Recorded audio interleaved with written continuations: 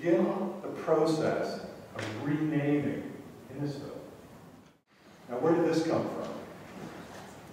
Well, sometimes when you're solving a small problem, you suddenly arrive at an idea that might change the game entirely, which solves both a small problem and many larger ones. That happened when we were mulling over changing the name of Alcona to Innisfil. You're going to have an urban center. It should probably carry the name of the larger community. So that was the first line of thinking, changing the name of Alcona to Innisfil to create that urban center. That change would solve the problem of Innisfil, the town, having a center, but that's just a small problem.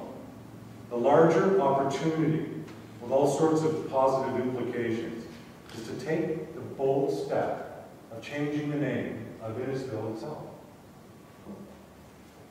Now, there are at least 5 good reasons to do that. Here's the first one. A fresh start. Innisfil is about to transform itself.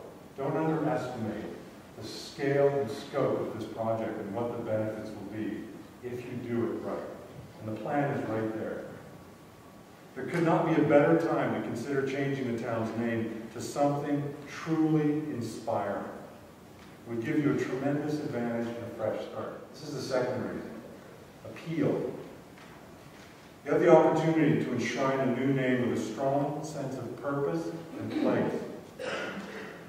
The new name will be appealing and it will help attract tourists and new residents. Number 3, a strong signal. The name Innisfil is saddled with some unfortunate baggage from the recent past. It refers to a place without a center that was created through amalgamation. Furthermore, its reputation within certain circles of the Ontario government, for some reason, is not all that positive. Pure enduring detriment, Innisfil is thought of by many people as an unfocused place without a vision or an ability to execute. By changing the name to something positive and forward-looking, you would be issuing the strongest of signals that you have very major plans to upgrade this community. That this will indeed be the place to be by 2020. Number 4, there's little to lose. The name Innisfil is geographically undefined and it lacks a sense of place. The historic reference, we found out, leads back to Ireland, as most of the names in Ontario do if they're not from Italy. And it was originally the name of a post office that was eventually renamed Barclay's Corners. Innisfil later resurfaced as the name of the township. The point is, it has no historical significance other than precedent and lacks the identity or descriptive overtones that help define a place.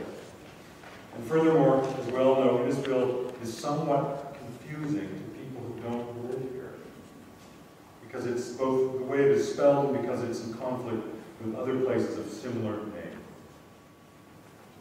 And finally, number 5, there's a lot to gain.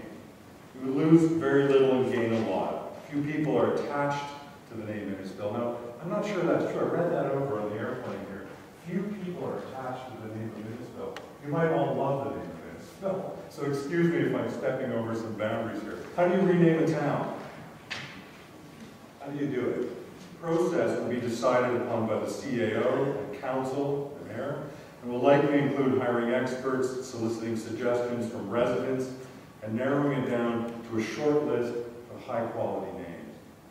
In the end, a name will be chosen that reflects the town's goals and aspirations, its sense of pride and place, and hopefully now and forever you'll have this new name.